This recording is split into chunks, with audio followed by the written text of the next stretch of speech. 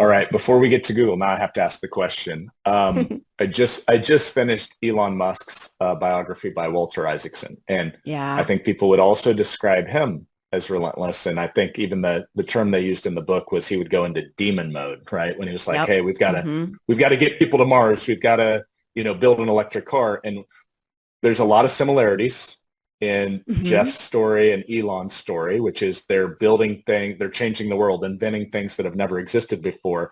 But I see a different parallel track because Elon is known for just like steamrolling people and then they're gone the next day if they don't get the job done. So Yep. I'd love your take. Have you ever met Elon by chance in Many person? times. Yeah. Many Hmm. times. Okay. Hmm. So if you were to say, here's some strengths they share, and maybe here's some differences. I would just love just your quick take on that.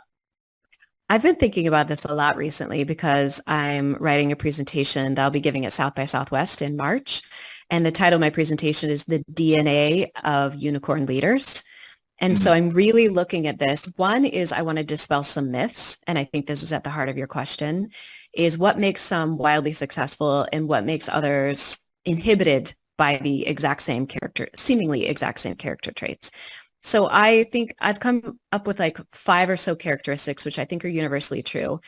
And to break this down, like a unicorn leader, by that I mean someone who's doing something disruptive. It doesn't Mhm. necessarily have to have that unicorn valuation, although it applies there as well. Anyone trying to do just something disruptive should be looking to these traits. One of those five traits is disagreeableness. I Mhm. personally am not that disagreeable. Probably one of the reasons why I'm a very, very good pair. I'm a very good match with my moonshot dreamers is because I'm the one in the room who's there with my feet on the ground, reverse engineering these crazy dreams of theirs. I am unwilling. Jeff literally said this all the time. He said entrepreneurs have to be willing to be misunderstood for long periods of time. And I think that is a characteristic that he and Elon share. They're both very willing to be misunderstood, to have people doubt them, to have people. Jeff had framed in our office like all these magazine covers.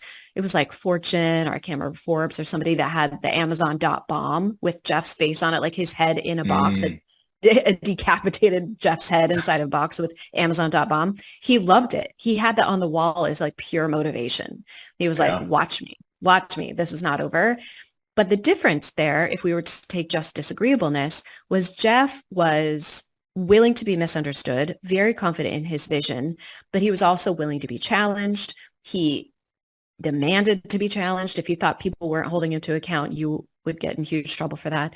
And I think therein lies the differentiation. So with each of these qualities, I have kind of like a Goldilocks methodology with these, where there's definitely too hot and too cold of these character Mhm. traits. There's too soft and too hard. And I think therein lies the magic. It's not a formula. There's each of the I've worked with hundreds of wildly talented CEOs, some of the most effective in the world, now celebrity CEO status. And I see these five characteristics in all of them, but the ones that have really excelled are the ones that get the balance right.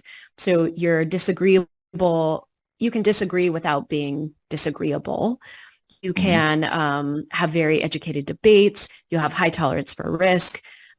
You're wildly smart is another one of the five, like your IQ, your tenacity, your willingness to put your head through a brick wall day after day after day are some big things. But when I look at the cautionary tales, like, I don't know, fine, name names. I look at the cautionary tales like Elon or Mhm. like Travis Kalanick at Uber or like Dan, what's his name from WeWork. Um, I feel like they exemplify the too hard, too strong, too hot versions of this, Mhm. whereas those who have been really successful are those who are able to temper themselves. I'm not sure that entirely answered your question. I So, love that answer.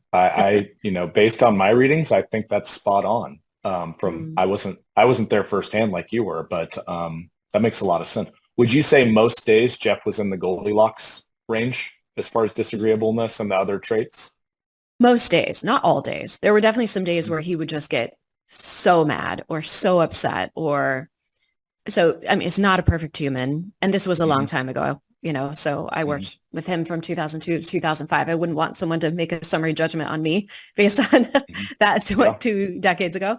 But that's what I witnessed sitting next to him was most of the time he kept himself firmly in that just right zone where you were being held to extreme account, but you were understood. You had psychological safety to experiment. As long as you were the first one to raise a hand and say, I made a mistake and here's my plan forward, that's fine. But if you heard about the mistake from someone else or you didn't know how you were going to fix it, that's not a good day. But yeah, I think that is the art of it. And then as we get into Amazon, this is something that I really learned at an Olympic level from Eric Schmidt, the CEO of Google. I feel like he is almost always in that just right zone.